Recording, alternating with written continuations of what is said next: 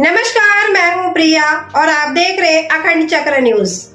चलिए नजर डालते हैं इस वक्त की बड़ी खबर पर। पूर्व विधायक एवं एडवोकेट सूबेदार सिंह बाबूजी की याद में श्रद्धांजलि सभा संपन्न। कैलारस जोरा विधानसभा से 2 बार विधायक रहे सूबेदार सिंह सिकरवार बाबूजी को गत शनिवार को कैलारस के ग्राम रेजोनी में समाज सेवी एवं बुद्धिजीवी लोगों ने श्रद्धांजलि सभा के रूप में सामूहिक रूप से श्रद्धांजलि दी। इस अवसर पर सर्वप्रथम दयाराम सिंह धाकड़, भाजपा नेता नंदलाल खरे, नेता गणों द्वारा बाबूजी के चित्र पर माल्यार्पण कर श्रद्धा सुमन अर्पित किए गए। कार्यक्रम को संबोधित करते हुए भाजपा नेता नंदलाल खरे ने कहा, वक्ताओं ने भी उनके संस्मरण बताए। ये बिल्कुल बात सही है। ये उनसे हमारी सबसे पहली मुलाकात 1977 में जब इमरजेंसी हटी थी और इमरजेंसी हटने के बाद में लोकसभा का चुनाव हुआ था। उस लोकसभा के चुनाव में हमारे प्रिय नेता बहादुर सिंह धाकड़ जी के साथ बाबूजी कि इनके साथ हमको क्षेत्र में भ्रमण करने का मौका मिला था, उस चुनाव में भाग। और उसके बाद में जो जनता पार्टी बनी थी, हलदर के निशान पर हमारे बाबूजी चुनाव लड़े और हमारे क्षेत्र के विधायक बने। और वो इसी बात के लिए जाने जाते हैं, इतने सरल स्वभाव के थे। जहां भी कहीं कोई अन्याय हुआ हो, अन्याय के खिलाफ उन्होंने कभी ये जातिगत राजनीति नहीं की। उन्होंने हमेशा अन्याय के खिलाफ लड़ाई लड़ी है। जो आज वर्तमान में दिखता है ना, जातिगत सबसे ज्यादा बड़ी बात जो आती है, उनके जमाने में जातिगत वाली बात नहीं थी, अन्याय के खिलाफ लड़ाई लड़ने वाली बात थी। शक्कर कारखाने को बचाने के लिए हमेशा वो किसानों के साथ में रहे। जो निजीकरण के दौर में चंबल के जो पट्टे हुए थे, जो हमारे ओम प्रकाश जी ने बताया, बिल्कुल सही बात है। वो चंबल बचाओ आंदोलन उन्होंने ही निर्मित किया था और उसके वो प्रमुख संयोजक रहे। और आज अभी तक चंबल को बचाए रखा है। आज हम उनकी जब श्रद्धांजलि सभा में इकट्ठे हुए तो हमको ये संकल्प लेने की जरूरत है कि जिस तरह से बाबूजी जननेता के तौर पर जनता की आवाज को उठाने के लिए जो संघर्ष करते थे, हमको भी ये संघर्ष आगे के लिए जारी रखने की जरूरत है। चंबल पर अभी भी हमला है, अभी भी तलवार लटकी है। अटल प्रोग्रेस के नाम से तो चंबल के बिहड़ को ये सरकारें हड़पना चाहती हैं। हमें लगातार ये भी आंदोलन जारी करना पड़ेगा। निजीकरण के दौर में इस शक्कर कारखाने को ये सरकार बेचना चाहती है। हम जो सर्वदलीय तौर पर, जिसमें बाबूजी भी हमारे अग्रणी नेता थे, इस कारखाने को बचाया है। आज बाबूजी हमारे बीच में नहीं है, लेकिन हमको ये प्रण लेने की जरूरत है कि इस क्षेत्र का विकास, मुरैना जिले का विकास शक्कर कारखाने से हुआ था और 12 साल से शक्कर कारखाना बंद है। इस शक्कर कारखाने को पुनः नई मशीनरी के साथ उसका पुनर्जीवन लाते हुए उसके लिए संघर्ष करने की जरूरत है। यही प्रेरणा की जरूरत है। आज हमें बाकी की चाहे कहीं कोई भी है, आज हम जिस चौराहे पे कर रहे हैं, ये जो सड़क डली हुई है, ये पहले हमारे एक सर्वोदयी नेता थे दयाराम जी। उन्होंने यहाँ पर लोगों को इकट्ठा करके डलिया डलवाना शुरू किया। लेकिन जब जनता पार्टी की सरकार बन गई थी, उस समय बाबू जवर सिंह जी पीडब्ल्यूडी के मंत्री थे और हमारे विधायक बाबूजी थे। उस समय ये रीजनल रोड का कायाकल्प हुआ। उस समय की ये रीजनल रोड डली है और उसके बाद में अभी 5-6 साल पहले लोगों ने, गांव के लोगों ने संघर्ष करके इस रोड को पुनः बनवाया है। तो इस तरह से संघर्षों की जरूरत है। जैसे हमारे यहाँ जब रिजोनी में हम कर रहे हैं, सोन नदी का रफ्ता है, जब बाढ़ आती है लोगों का आवागमन खत्म हो जाता है, उसके लिए लोगों ने संघर्ष शुरू किया है। रफ्ता स्वीकृत जरूर, उस पर स्वीकृत हो गया है, लेकिन धीमा मस्ती चल रही है। उसके लिए भी अपने को संघर्ष करने की जरूरत है। तो साथियों, मैं अब आपके बीच में ज्यादा समय न लेने के बजाय मैं केवल इतना कहूंगा कि आज हम ये संकल्प लें कि आने वाले समय में जो भी अन्याय होगा, उस अन्याय के खिलाफ हम इकट्ठे होंगे, संघर्ष करेंगे। हमेशा कभी भी जातगत ये चीज नहीं देखेंगे कि वो हमारी जात का है या क्या है। हम केवल एक ही हमारे लिए होगा कि अन्याय के खिलाफ हम डटे रहेंगे, संघर्ष करेंगे। शक्कर कारखाने का भी हो, चंबल बचाने का सवाल हो, चाहे कोई और भी समस्याएं हो, इन सभी समस्याओं पर ये बाबूजी से हम प्रेरणा लेते हुए आगे के लिए संकल्प करते हैं कि हम अपने बाबूजी के दिखाए हुए रास्ते को बनाए रखने के लिए, उस रास्ते पर चलने के लिए हम अपना संघर्ष जारी रखेंगे। इन्हीं शब्दों के साथ मैं अपनी बात समाप्त करता हूँ। धन्यवाद। श्रद्धांजलि सभा का आयोजन किया गया है। उसमें मैं तो बाबूजी को उस समय से पहचानता हूँ जब बाबूजी पहली बार चुनाव लड़े जनता दल से। बहुत अच्छे व्यक्ति थे, कर्मशील व्यक्ति थे, हर जाति धर्म की कोई भाषा नहीं उनके अंदर थी, सब लोगों की मदद करते थे। ऐसे महान पुरुष को मैं अपनी तरफ से श्रद्धांजलि अर्पित करता हूँ। मैं रिंकू सिकरवार जी को, पत्रकार जी को तहे दिल से अपनी और आपकी ओर से धन्यवाद देता हूं कि इन्होंने कम से कम ऐसे वीर योद्धाओं को हमारे बीच में, उनकी जो पूरे समय तक इन्होंने देश के लिए, जनता के लिए, हमारे परिवार के लिए जो योगदान दिया था उनको याद करने के लिए। और उससे पहले मैं बाबूजी को अपनी ओर से तो आप सभी करता हूँ। साथियों, जैसा कि पत्रकार जी ने भी कहा था, रिंकू सिकरवार जी ने, 2008 की घटना है। इसी सरकार के द्वारा 5 लोगों को 10-10 हजार बीघा के पट्टे दिए थे, सरकार ने 2 ही फ्री में दिए थे।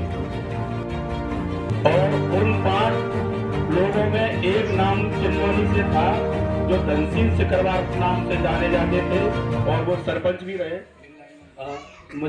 और वो सरपंच भी रहे थे। और उनका या बेटा या परिवार से फिल्मी दुनिया में भी काम करता है, अभी भी बॉम्बे में रहता है। तो जब हम लोगों को ये हमारा सौभाग्य, मेरा स्वयं सौभाग्य है कि कम से कम ऐसे महान आदमी के साथ मुझे आंदोलन करने का मौका मिला। जब ये कंपनियों को जमीन दी जा रही तो सबसे पहले धनसिंह सिकरवार जी आए थे। उन्होंने ये बाबूजी से निवेदन किया था कि बाबूजी, हम तो आपको एक ही बिरादरी के हैं और एक ही क्षेत्र में रह रहे हैं, आप भी सिकरवार हैं और मैं भी सिकरवार हूँ, आप हमारे खिलाफ क्यों आंदोलन कर रहे हैं? तो बाबूजी ने ये बहुत अच्छे स्वभाव से कहा था कि ये बात सही है कि आपका मेरा परिवार एक ही है और एक ही क्षेत्र में हम लोग रह रहे हैं, लेकिन ये जमीन है 10,000 बीघा पट्टा एक व्यक्ति को दिया जा रहा है। और आपके साथ साथ में रमेश गर्ग जो PS वाले हैं, तो गुड़गांव की कंपनी, मेरठ की कंपनी है, जो 5 लोगों को 10,000 बीघा के पट्टे सरकार के द्वारा फ्री किए गए। तो बाबूजी ने सबसे पहले चिन्नौनी में मीटिंग ली थी इमली के यहाँ। उसके बाद में जो सैलपुरा है वहां पर उन्होंने पूरे क्षेत्र के लोगों को इकट्ठा करके, वहां पर ये DCS जी आए थे, बिहार के मुख्यमंत्री जी भी आए थे उस कार्यक्रम को, जिसको पट्टों को पूंजीपति तो उन्होंने कहा कि बाबूजी ने तो ठीक है, ये बात सही है, लेकिन जब एक आदमी को 10,000 बीघा का पट्टा दिया जाएगा तो बाकी ये जनता यहाँ पर जो गांव में रह रही है, जो कई वर्षों से, पीढ़ियों से भेड़ में रह रही है, तो आखिर इन जनता का क्या होगा? जितनी अच्छी सोच वाले व्यक्ति जाति के आदमी के पट्टे को नष्ट कराने के लिए उन्हें खुले दिल से संघर्ष किया, और संघर्ष जब तक जारी रहा जब तक सामने वाले के लोगों के 5 लोगों के 50,000 बीघा के पट्टे नष्ट कराए, जब तक उनका संघर्ष जारी रहा। साथियों, तो ऐसे कुछ चंद्र योद्धा, ऐसे चंद्रवीर, ऐसे समाज सेवी जो नेता होते हैं, वो कुछ ही हीरे बनकर के निकलते हैं। तो ऐसे लोगों से हम लोगों को प्रेरणा लेना चाहिए। हमने तो उनसे प्रेरणा ली है, और मैंने पहले ही कहा गया, ये हमारा बहुत ही सौभाग्य रहा है कि कम से कम ऐसे समाज सेवी और समाजवादी नेताओं के साथ में हमको काम करने का, आंदोलन करने का मौका मिला। साथियों, उनको तहे दिल से श्रद्धांजलि फूल अर्पित करते हुए मैं अपनी बात को खत्म करता हूं, और बाबू जी को, सुबेदार जी को नमन करते हुए अपनी बात को खत्म करता हूं। जय जवान, जय किसान। धन्यवाद।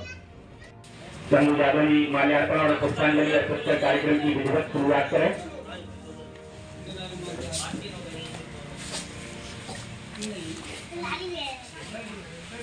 जो लोग खड़े हुए उनसे भी हाथ जोड़ करके अनुरोध है, बिछावट बिछी हुई है।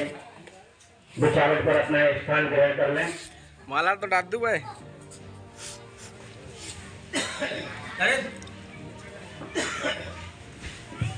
हमारे भी बाबूजी के भतीजे अभय प्रताप जी आ गए हैं, उनसे आग्रह करूंगा कि वो मंच पर अपना स्थान ग्रहण करें।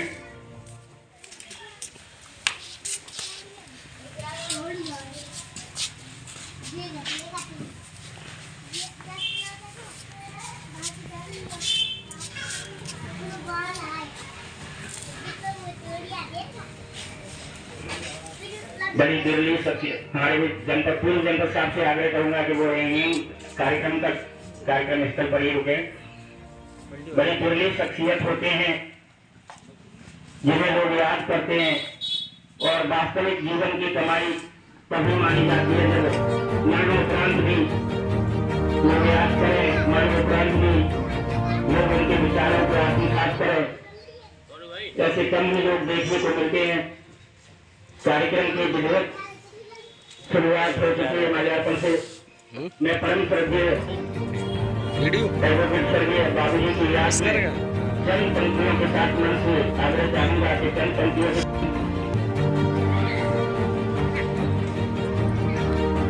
सभी बुजुर्ग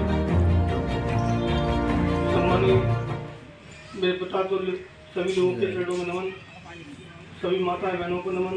थोड़ा बिल्कुल आभार मैं केवल देख के नहीं है कि आज के कार्यक्रम में जो उपस्थित हुए उन सभी का मैं आभार व्यक्त करता हूँ कि आपने के दिखाए रास्ते पर चलने का से हम सभी का आभार तो करना है।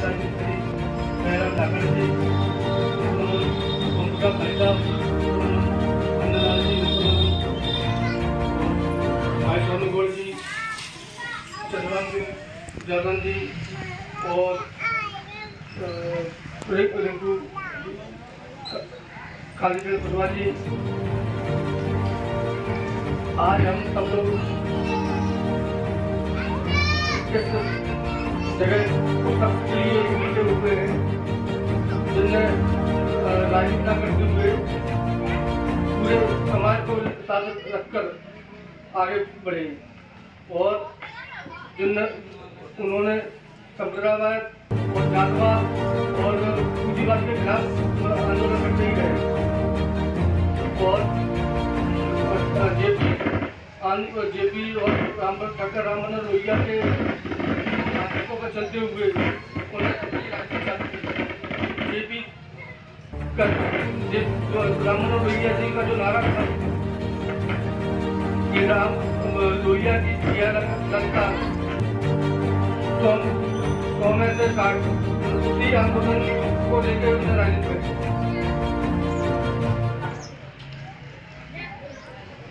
हम लोगों ने आज हमारे परिवार पर ये एक वजहघात हुआ, उसके लिए आपने सब लोग श्रद्धांजलि आयोजित के लिए मैं आपका बहुत बहुत धन्यवाद करता हूँ और आपका हमेशा ऋणी रहूँगा और आपको विश्वास दिलाता हूँ कि मेरा और मेरा परिवार और मेरे बड़े भाई बहनों का परिवार सदैव आपकी आवाज़ रहेंगे, आपके लिए हर तरह से आपको परिवार की तरह ही के तरह रहेंगे।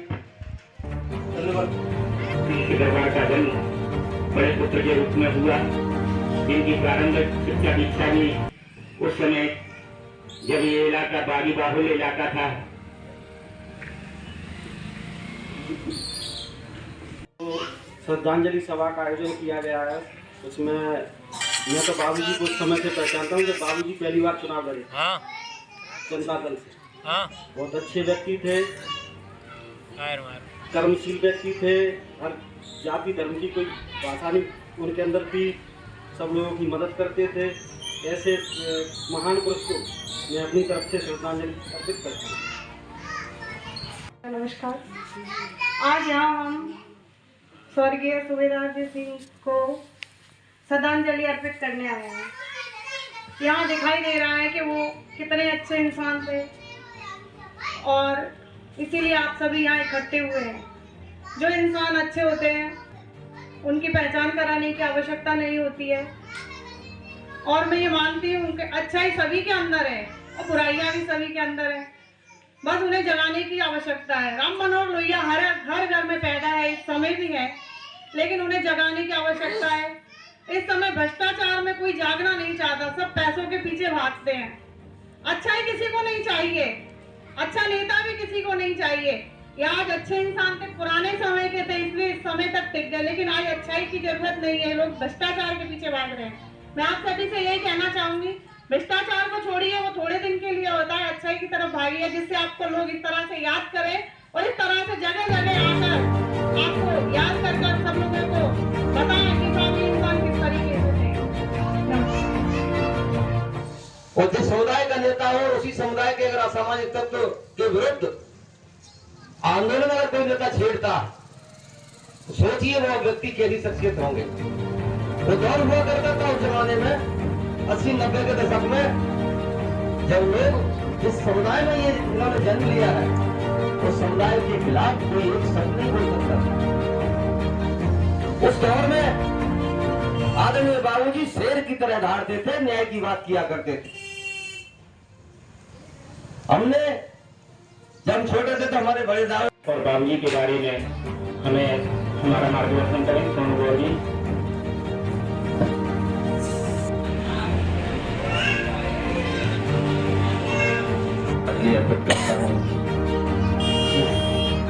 बाबूजी को हर 5 साल से लेके हर उम्र तक उनको जानता था, क्योंकि उन्होंने हमेशा गरीबों की लड़ाई लड़ी थी, या कौन सी भी लड़ाई हो। उन्होंने जो संबंध में भेड़ था उसका उन्होंने इतना आंदोलन किया कि आज जो गरीब लोग हैं वहाँ पर मुसलमान रह रहे हैं। बात की जाए उसके संदर्भ में उन्होंने इतने आंदोलन किए गरीबों के साथ, क्योंकि आज उनको हक दिला पाए। ऐसे बाबूजी के चरणों में सत्सर नमन करता हूँ।